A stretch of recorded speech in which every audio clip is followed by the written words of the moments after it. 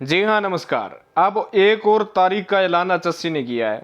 ये देखिएगा, हरियाणा में ग्रुप सी और डी की नौकरियों के लिए सीईटी अब अगस्त में संभव। क्यों संभव है, क्या कारण है, क्या प्रक्रिया, ध्यान से देखिएगा। हरियाणा में ग्रुप सी और डी की सरकारी नौकरियों की बाट जोट रहे बेरोजगार युवाओं को फिर से झटका लगा है।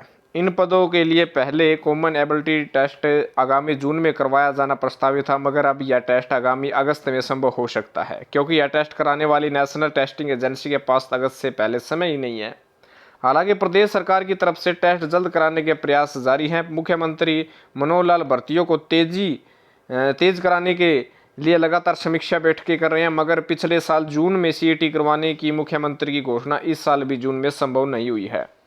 जानकारी के मुताबिक शुक्रवार देर शाम को समीक्षा बैठक में सीईटी करवाने की तैयारियों और तिथि पर चर्चा हुई है।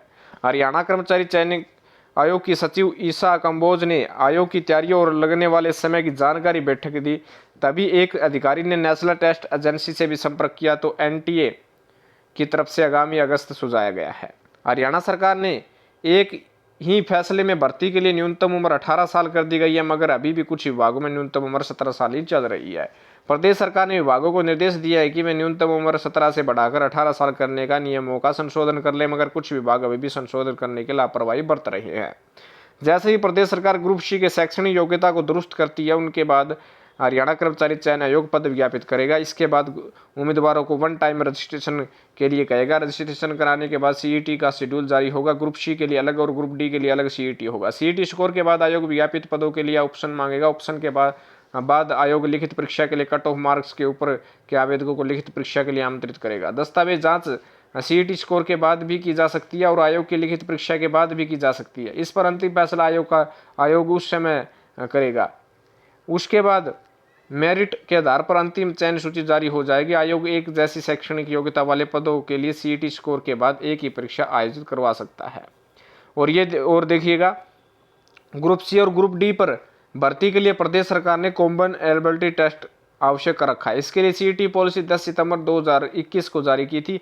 इस पर हरियाणा कर्मचारी चयन आयोग ने कुछ आपत्तियां जताई और सुझाव दिए। इसी बीच सरकार ने आर्थिक मापदंड जो साइको इकोनॉमिक क्राइटेरिया मानदंड के जो अंक है 10 से घटाकर 5% कर दिए। इसके बाद सीईटी पॉलिसी के कुछ बिंदुओं में सुधार किया गया।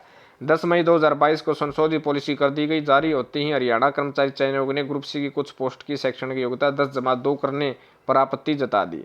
आयोग ने प्रदेश सरकार को भेजे गए सुझाव में कहा कि ग्रुप सी के कुछ पद ऐसे जो शैक्षणिक योग्यता 10वीं है, इसलिए ग्रुप सी के लिए 10+2 की योग्यता 10वीं कर दी जाए।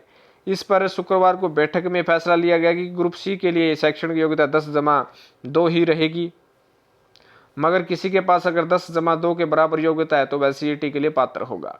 कुछ तकनीकी पदों के लिए आईटीआई में 10वीं के आधार पर दाखिला मिलता है, जबकि ये तकनीकी पद ग्रुप सी कैटेगरी में आते हैं। चूंकि हरियाणा में 10वीं के पास किए गए डिप्लोमा को 10+2 के समक्ष माना जाता है, इसलिए तकनीकी पद वाले 10वीं पास उम्मीदवार भी ग्रुप सी की सीईटी के लिए पात्र होंगे। अलबत्ता ग्रुप सी टेस्ट के लिए हिंदी और इंग्लिश के प्रश्न अब 10वीं स्तर तक के ही पूछे जाएंगे। पहले स्तर 10+2 तक था, इसलिए संशोधित अधिसूचना के बाद हरियाणा कर्मचारी चयन आयोग अलग प्रक्रिया शुरू कर दी है। तो बड़ी खबर है ये। तो आपके लिए बता दें कि अब जो नेशनल टेस्ट एजेंसी है उसने कहा है कि हमारे पास अगस्त में एग्ज़ाम कराने का समय है, हमें जून में हमारे पास समय नहीं है। तो हरियाणा सरकार अब क्या करेगी? जून में सिस्टम फेल होता हुआ नज़र आ रहा है, अगस्त में एग्ज़ाम अब होने की संभावना जताई जा रही है। धन्यवाद।